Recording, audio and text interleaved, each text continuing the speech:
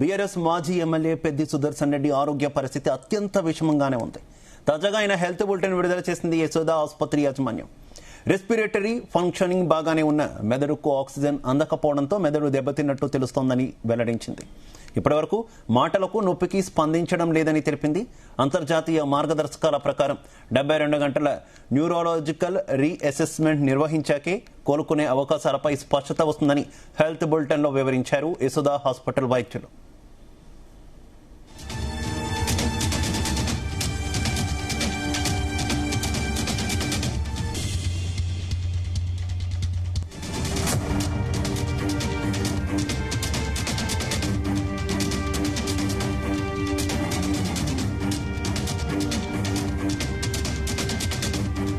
BRS మాజీ MLA Peddi Sudarshan Reddy ఆరోగ్య పరిస్థితి అత్యంత విషమంగానే ఉంది.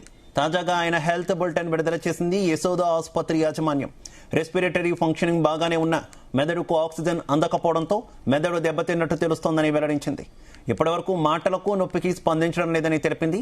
అంతర్జాతీయ మార్గదర్శకాల ప్రకారం 72 గంటలు న్యూరోలాజికల్ రీఅసెస్మెంట్ నిర్వహించాకే కోలుకునే అవకాశాలపై స్పష్టత వస్తుందని హెల్త్ బులెటిన్లో వివరించారు యశోద హాస్పిటల్ వైద్యులు.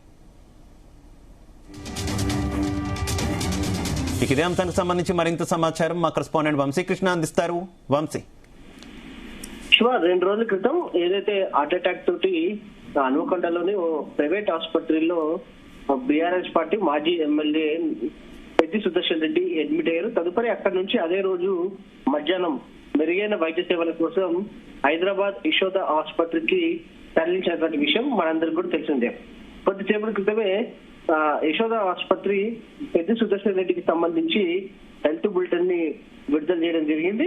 ప్రధానంగా ఆయన హెల్త్ బులెటిన్ కి సంబంధించి చూస్తే ఈ విధంగా ఉంది. ప్రస్తుతమైన క్రిటికల్ కేర్ యూనిట్ లో వైద్యుల నిరంతర పర్యవేక్షణలో చికిత్స పొందుతున్నట్టు యశోద ఆసుపత్రి వైద్యులు తెలపడం జరిగింది.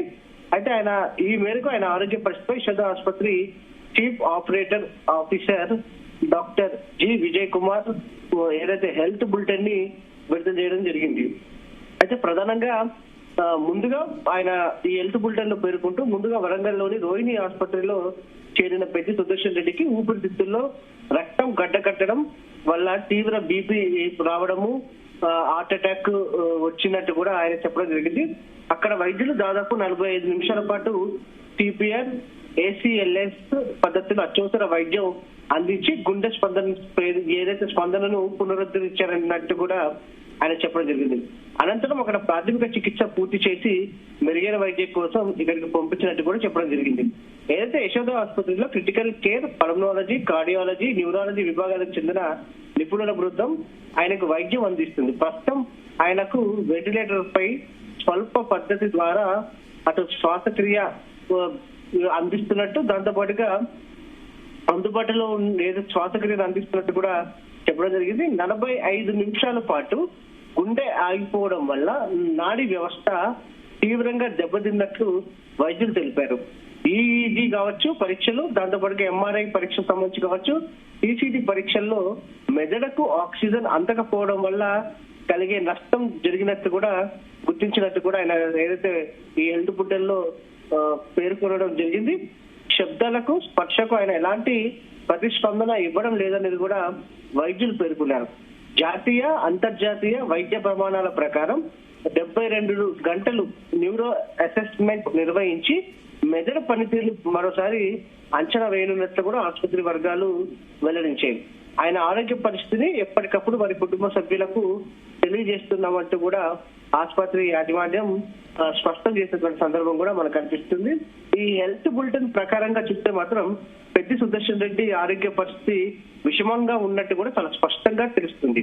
ఎందుకంటే 45 నిమిషాల పాటు ఆగిన గుండెకు CPR చేసిన తర్వాత ఏదైతే 45 నిమిషాల పాటు గుండె ఆగడం వల్ల మెదడుకు సరఫరా కావాల్సినటువంటి రక్తం ఆగిపోవడం వల్ల తీవ్రంగా నాడీ వ్యవస్థ దెబ్బతిన్నట్టు కూడా వైద్యులు చెప్తున్నారంటే మనం అర్థం చేసుకోవచ్చు. ప్రజెంట్ స్పర్శకు, శబ్దాలకు ఆయన స్పందన ఇవ్వడం లేదంటూ కూడా చెప్పినటువంటి నేపథ్యంలో తదుపరి 72 గంటల తర్వాత మళ్ళీ న్యూరో అసెస్మెంట్ నిర్వహించి మెదడు పనితీరుని మరోసారి అంచనా వేయనున్నట్లు కూడా చెప్పడం జరిగింది.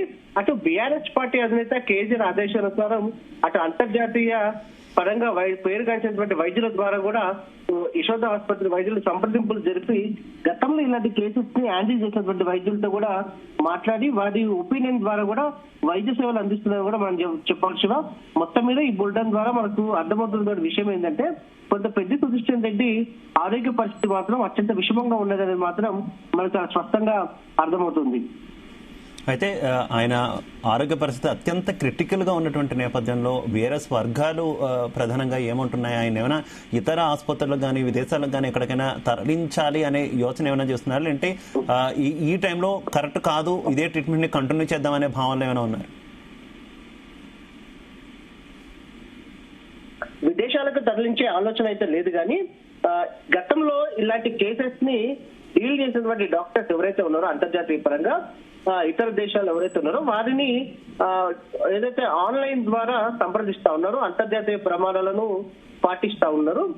ప్రధానంగా 45 నిమిషాల పాటు నాడీ వ్యవస్థ ఏదైతే గుండె నుంచి బ్రెయిన్ కి సంబంధించి రక్త సరఫరా ఆగిపోవడంతో కొంత నాడీ వ్యవస్థ తీవ్రంగా దెబ్బతిన్నటువంటి నేపథ్యంలో గతంలో ఇలాంటి కేసెస్ డీల్ చేసినటువంటి డాక్టర్లతో మాత్రం సంప్రదింపులు జరుపుతా ఉన్నారు. అంతర్జాతీయ ప్రమాణాలతో మాత్రం వైద్య సేవలు అందిస్తా ఉన్నారు. ఒక పాజిటివ్ దృక్పథంతో అనేది కూడా బీఆర్ఎస్ పార్టీ నాయకులు భావిస్తా ఉన్నారు. ఎందుకంటే ఆగిపోయినటువంటి గుండెకు తిరిగి పునర్జీవం కల్పించినటువంటి వైద్యులు తిరిగి పెద్ద సుదర్శన్ రెడ్డిని బతికిస్తారు అంటూ కూడా ఒక ఆశాభావంతో బీఆర్ఎస్ పార్టీ నాయకులు కావచ్చు, కార్యకర్తలు కావచ్చు, దాంతో పాటుగా కుటుంబ సభ్యులు ఆశాభావంతో ఉన్నారు. ఎందుకంటే 45 నిమిషాల పాటు ఆగిపోయినటువంటి గుండెను సిపిఆర్ చేసి బతికించేటువంటి వైద్యులు ఖచ్చితంగా ఈ గండం నుంచి కూడా గట్టెక్కిస్తే అవకాశం ఖచ్చితంగా ఉంటుంది అంటూ కూడా ఒక పాజిటివ్ దృక్పథంతో అందరూ ఉండాలనేది కూడా కోరుకుంటా ఉన్నారు. అటు బీఆర్ఎస్ పార్టీ నాయకులు కావచ్చు, వైద్యులు కావచ్చు. నిన్న బీఆర్ఎస్ పార్టీ అధినేత కేసీఆర్ కూడా ఇదే అంశాన్ని చెప్పినటువంటి పరిస్థితి కూడా మనం చూస్తా ఉన్నాము.